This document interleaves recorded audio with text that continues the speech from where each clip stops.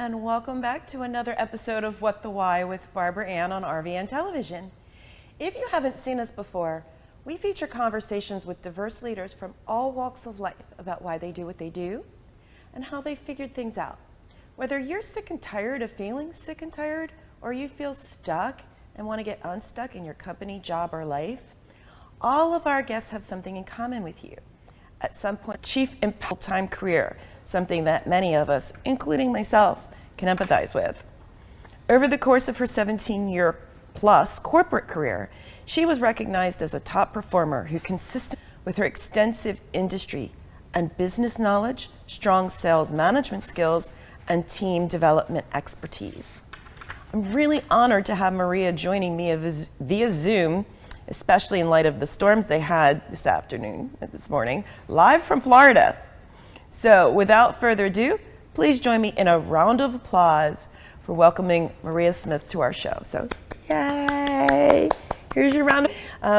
Most of our viewers know Wanda, and Maria introduced us, and when Wanda said, I think you need to talk, and you know, as our audience, thank you for joining us again, knows that we ask every guest after reading their bio, because, you know, some of us, we actually had someone recently who's doing exactly what they wanted to do when they were a child, but that has not happened in 3 seasons thus far until then. When I was at the time, I just wrote down that I wanted to go to college. You know, I'm a daughter of an immigrant with an equivalent of an 8th grade education who happened to have a passion and love for horses. So he came to this country literally on the back of a horse, and it wrote his future.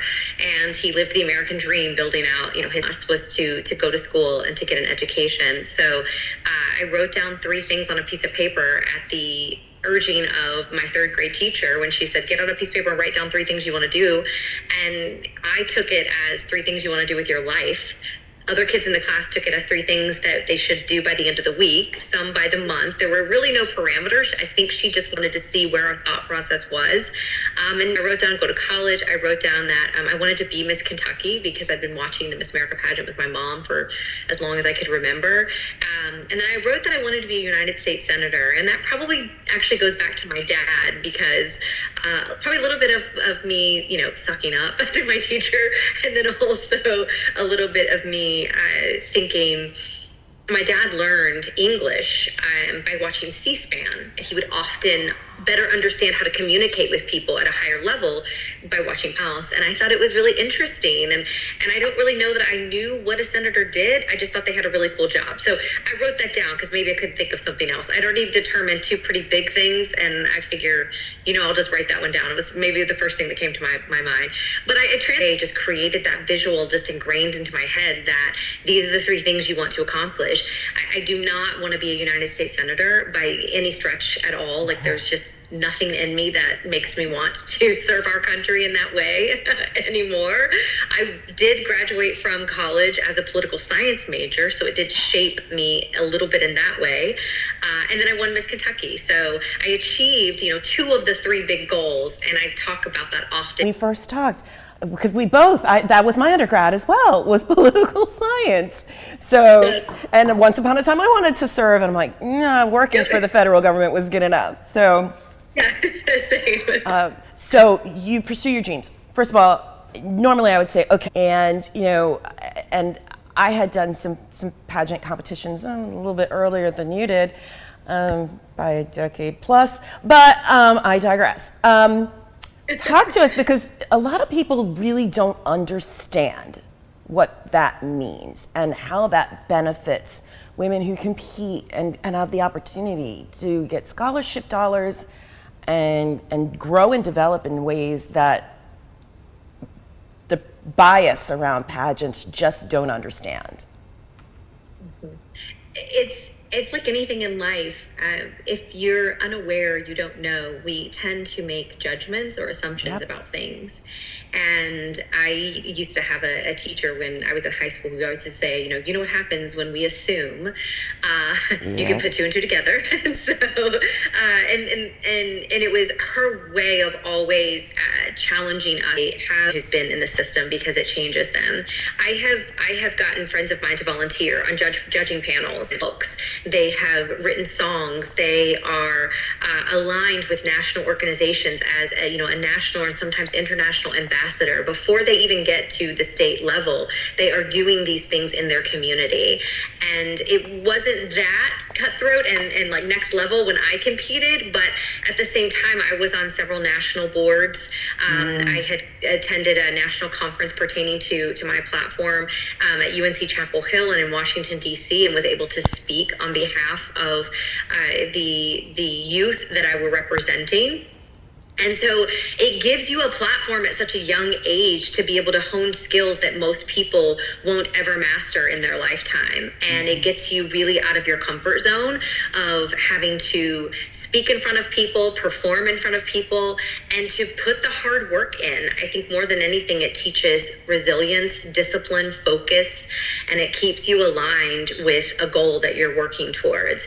One thing that I have talked to so many women about is, only one woman wins the crown. And I'm extremely fortunate that I was able to represent my state. But I didn't win the Miss America crown because for me, that wasn't, yes, I would have loved to have become Miss America, but that wasn't the complete journey for me. It was really fulfilling my obligation as Miss Kentucky to be the best one that I possibly could. And really then to take that opportunity and to catapult my career, my life, my opportunities into a myriad of different experiences.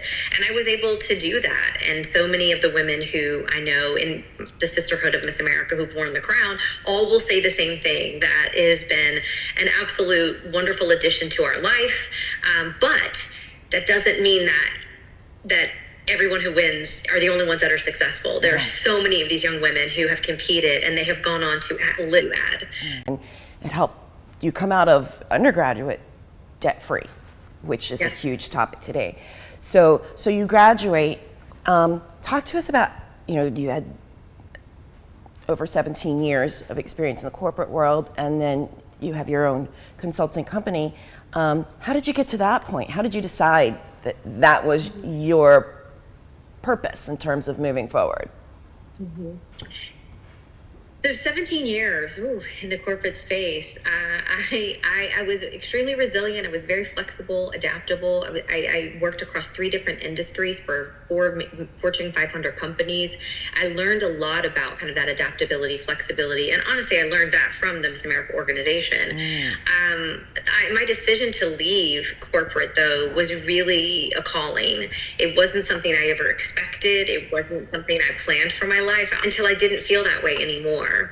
And I think there were factors within my journey in corporate that led to that. And then when I got this calling to entrepreneurship, I really came full circle with finding who I was. And I think it was one of those experiences that you start to see as a mom and as a woman, especially as a woman in corporate who's wanting, corporate promotions and to climb that ladder. There are so many intricacies and difficulties and just challenges that we have. And I lost a big piece of who I was and who I helping out not enjoy. I think when the calling happened, it was like at that pivotal moment where I knew something needed to change, but I didn't know what or how. And so that's really how my consulting firm was developed. And then honestly, it has evolved 2-3 times over, because I think that's the joy and the beauty of entrepreneurship is you kind of get to make your own rules and you get to do your own thing. But what I kept coming back to, the key central point of what I kept coming back to in my work was that we have to be aligned. We have to show up in our personal life how we show up in our professional life. If we are 2 different people constantly competing for one another, it leaves us completely depleted. This is where burnout comes in. This is where chronic fatigue sets in, stress, the overwhelm. I can't show up, unfortunately, in any environment not being a mom. I can't show up at home not being a worker. The 2 have to be in total alignment. And I felt like I was consistently being asked to show up as one or the other. And the program and process that I designed really marries the neuroscience of how we set goals and how we show up for ourselves in our day-to-day life with how we show up for ourselves and how we goal set in our professional life. Yeah, and that was, wow, and so many synergies in terms of what you believe and stand for, and myself. And it's interesting because there's a lot of professionals and coaches. Change is still stronger than the fear of what it would be like to remain the same. And so I guess it's slightly redundant, but how did you find the courage to step out and say, okay, I'm going to do this? I mean, I hear the reasons, but there's an aspect of courage to it. So what really finally said, okay, this is what I'm going to do and why I'm going to do it? When I could no longer ignore the voice inside that was telling me you have to do this. You know, it's interesting. I wrote a piece actually for a friend of mine who's doing a compilation of stories of moms and entrepreneurs. And so my chapter really focuses on an experience that I had back in 2016 when my youngest was only 13 weeks old. And I found myself, you know, I was supposed to take an 8-week maternity leave. It ended up being 4. After 6 weeks, I decided to just go back full time because they were bugging the life out of me. I'm like, you know what, forget it. I'll just go back full time. Why not get paid? And, you know, if I'm on calls anyway, might as well. Because they failed to de-ice the plane properly. Wow. And it was a very scary experience in which a lot of us felt that the plane might be going down. And so in that moment, a lot of things happen. And you face a lot of realities. You face a lot of things that maybe you don't on a regular basis because you think, I got time. I got another day. And coincidentally, I did the same. I kind of got through that experience and thought, okay, I'm good now. I'm good now. I can just resume life. But it was interesting because when I really started reflecting on the thoughts that I had, that was some of the thoughts that I had in 2019 when I finally, like, it just hit me so hard and I couldn't ignore it anymore. It was the same themes that were popping up in 2016. You know, I had the same thing happen in 2017. I had another, you know, opportunity to say, nope, I think I want to go in this direction. And I still said no out of fear and just being scared. And so that's why, you know, in my mission statement, when I wrote that a couple years ago, I said, you know, I have got to live life in the uncomfortable because I know that's what challenges me and pushes me to be a better person.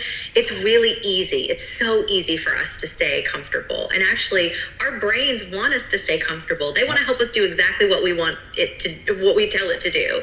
And so if we tell it, nope, I don't want to do that. I don't want to get out of my comfort. Responses in our brain to create new neural pathways and networks that challenge us and get us out of our normal way of doing things. Unfortunately, we have to step out of our comfort zone. And for me, that was finally in 2019. Standing on a bridge in Scotland with my husband, and it was too overwhelming of a feeling. And we were staring out at the River Ness in Inverness, Scotland, visiting some friends we had met the year prior on a trip to Ireland. And it just hit me. And that's when I said, okay, I don't know what I'm going to do, but I know I have to leave. I know this is not my space anymore. It's not serving me. I'm not connecting to it in the way that I was prior. And I'm beyond it now. So it's time. And so I started putting an action plan together when we got home. And then the universe, I always say the universe gifted me, you know, with the pandemic because I chose to look at it very optimistically. And while, you know, we lost millions of people, and that was something that I think we all bared the overwhelming anxiety from.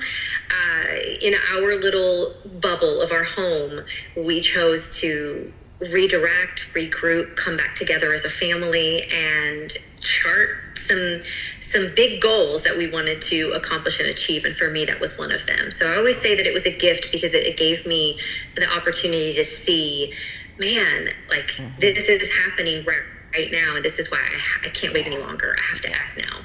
Fantastic. So we are actually past the time of our mid-show break. Always happens. So when we come back after this brief word from our sponsors, we're going to talk more about what you are doing in your company and how you're working with others to advance.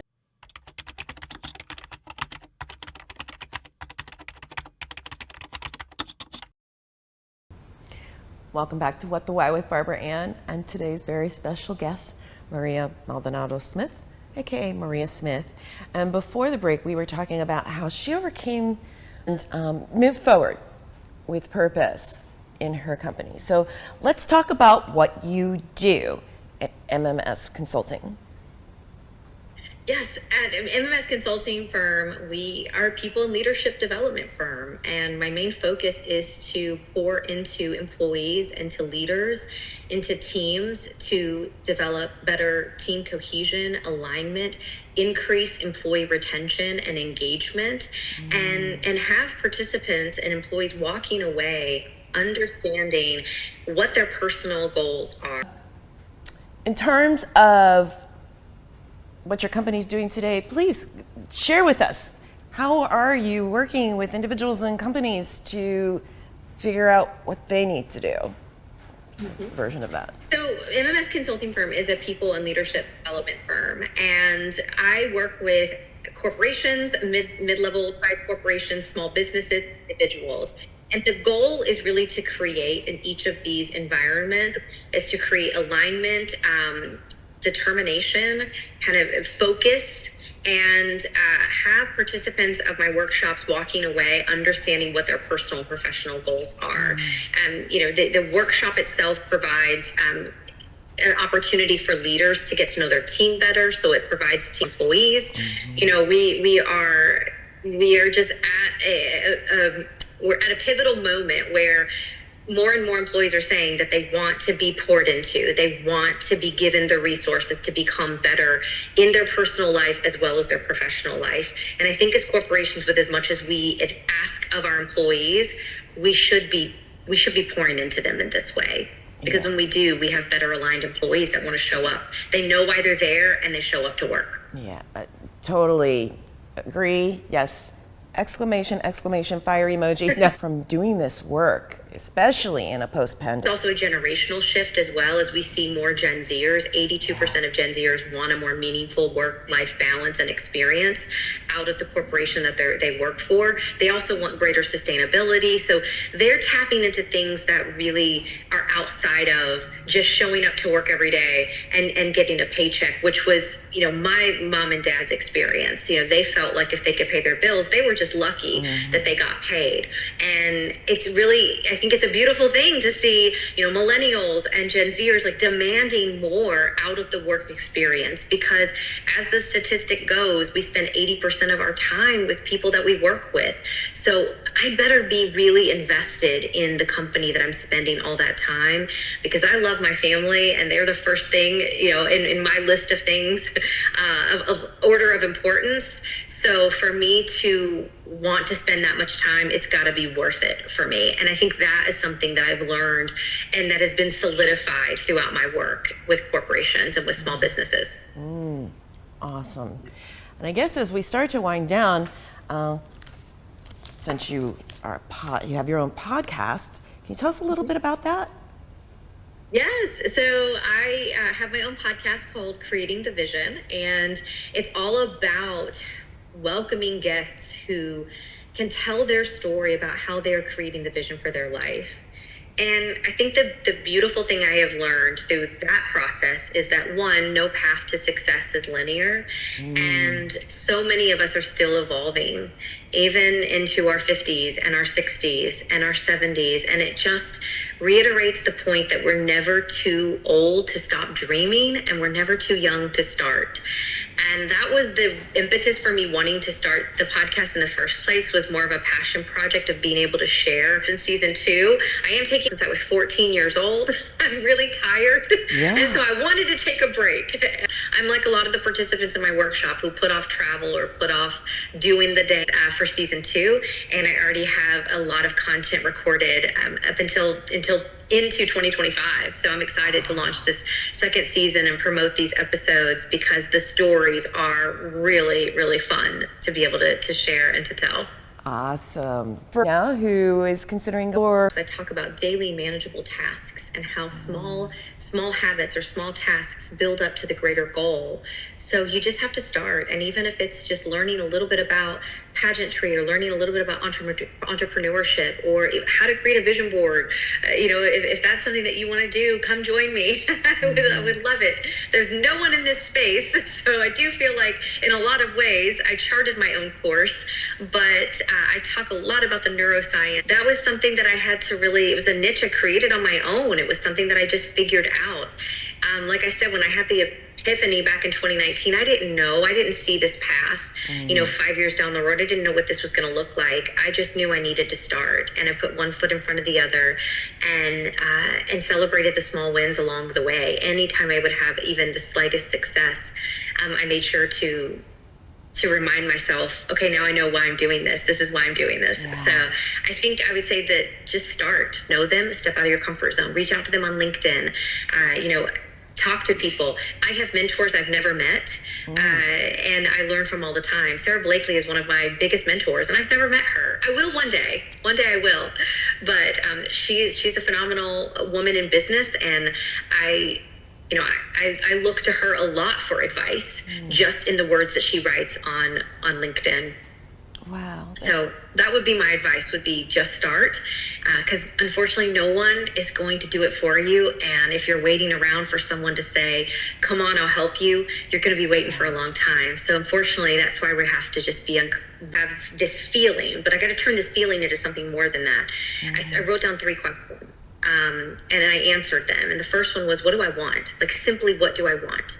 Well, one, I wanted to be able to support my family financially, of course. I wanted to create something that was unique and something that was entirely my own, that I could own and I could pour my heart and soul into. The second thing was, who did I want to become? And I wanted to become someone different than I was when I was in corporate. I felt like I'd become a completely different version of myself that I didn't really like. It meant setting boundaries. It meant changing the way that I led and lived my life. And the third question I wrote was, what do I want to create?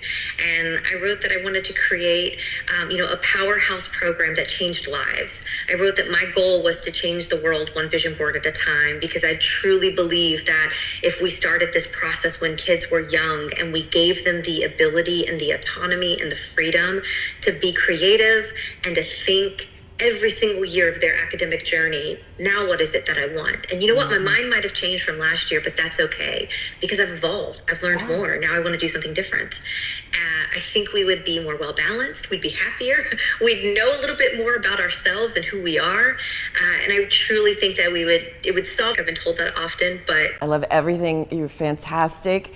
And I would love for people to connect with me. I am on, I have my own website. I would say start there, because that's going to give you everything. It's going to tell you about my speaking. It's going to tell you about workshops, events that are coming up, ways in which you can hire me for your company or your small business to do this workshop. It works great for leadership retreats, corporate retreats, executive leadership team meetings, etc.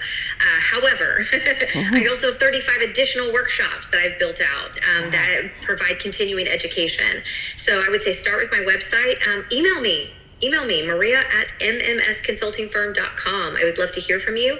I would love most of the time. I'm not cool enough to be on TikTok. I'm on. Thank you, and your purpose with our audience, many of whom really are seeking to clarify theirs. So thank you so much. And thank you. Thank you so much, Barbara, and I appreciate it. You're welcome. Now, regarding our upcoming guests, hey, we've got some really great guests, and believe me, you don't want to miss any of them. Similarly to Maria, they include guests of all ages, all industries, backgrounds. I can't speak about the pageant aspect, but they're fantastic, and many of them overcame seemingly insurmountable challenges to figure out their why also.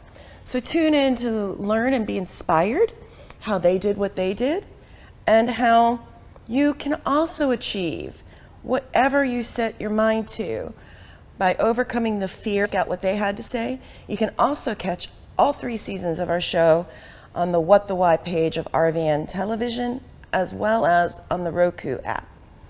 These days, as a reminder, you can watch us 24 hours a day, 7 days a week on RVN Television website or Roku. And also, please remember, whether you're looking to make changes in your life, no matter how big or small, You can tune in again for more illuminating, inspiring, and motivating conversations with guests such as Maria, who faced your challenges, whatever they might be, to find her core purpose and live it.